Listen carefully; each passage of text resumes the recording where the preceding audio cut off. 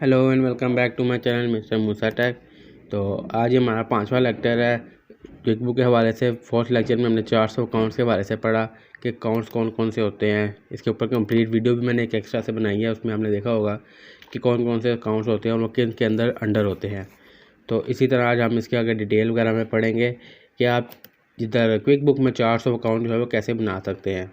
तो उसके लिए आधा सा ये खाना होता है, इस हिसाब से टॉप के ऊपर आप देख लें 400 अकाउंट का। इधर उन्होंने कुछ अकाउंट्स हमें दिए हुए हैं और बाकी आप अपनी मर्ज़ी से जो है इधर जितने अकाउंट्स आपको चाहिए उस हिसाब से आप बना सकते हैं। अब मिसाल के तौर पे इधर उन्होंने 3-4 अकाउंट दिए हुए हैं। ओपनिंग बैलेंस हर कंपनी का होता है, उनका जो इक्विटी होती है, एक्सपेंसेस होते हैं, लायबिलिटीज़ होती हैं। तो इधर आपने जो अकाउंट आपके रिलेटेड है, एग्जाम्पल आप जो भी काम कर रहे हैं उसके रिलेटेड है, उसको आपने एंट्री करनी है। तो उसको आपको पहले उसका अकाउंट बनाना पड़ेगा। मिसाल के तौर पे आपकी छोटी सी कंपनी नहीं है, दुकान है, आपने मुलाजिम रखा हुआ, उसको सैलरी देनी है, तो उसके लिए आपने एक अकाउंट बनाना है सैलरी का। तो सिंपली आपने इधर से जाना है अकाउंट में, न्यू में। अब देखिए, अब हमने यहाँ से सिलेक्ट करना है कि हमने क्या करना है। अब सैलरी जो है वो किस में आती है, तो अगर आपने 400 अकाउंट में पढ़ा हो तो आप देख सकते हैं सैलरी जो आती है वो हमारे एक्सपेंसेस में आती है, स्टाफ सैलरीज एक्सपेंसेस में।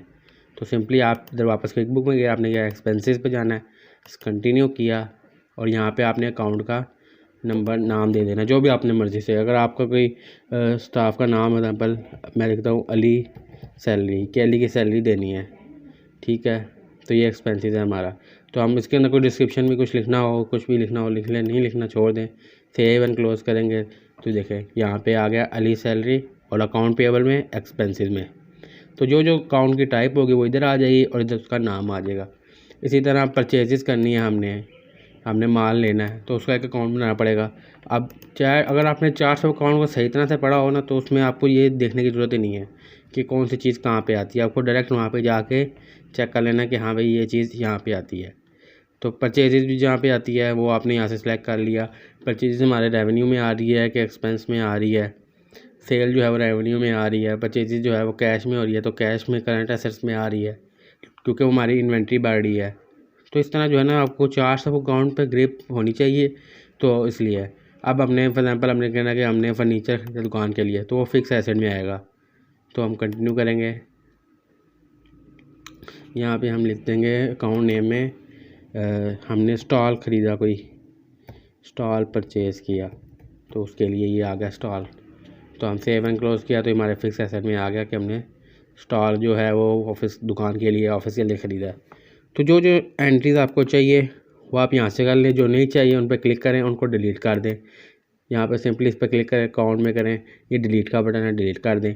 एडिट करनी है, आप एडिट करके उसको नाम चेंज कर लें।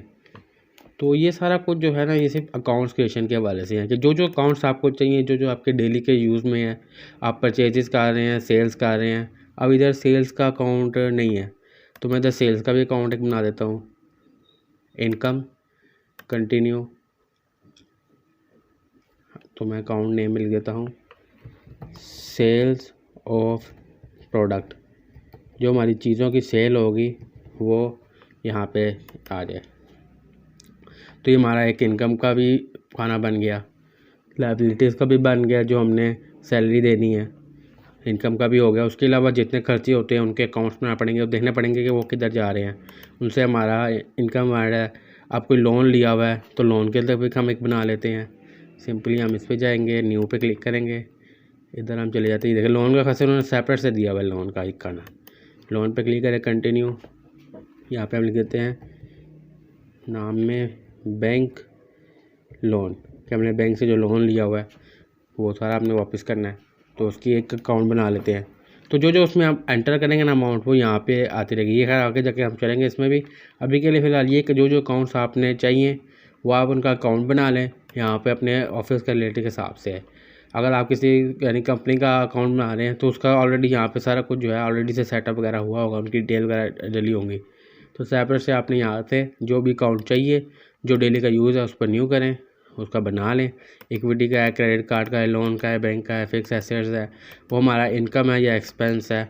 एक्सपेंस से आगे भी जो है कितने खर्चे हैं, देखिए प्रमोशन है, इंश्योरेंस है, लीगल फ़ीस है, कुछ चैरिटेबल कंट्रीब्यूशन है, रेंट देना है। अब रेंट के बारे से कर देते हैं, एक रेंट का बना लेते हैं। यहाँ पे हम लिख देते हैं शॉप का रेंट। इसी तरह से शॉप का रेंट भी आ गया जो कि एक्सपेंस है, जो कि आराम महीने में।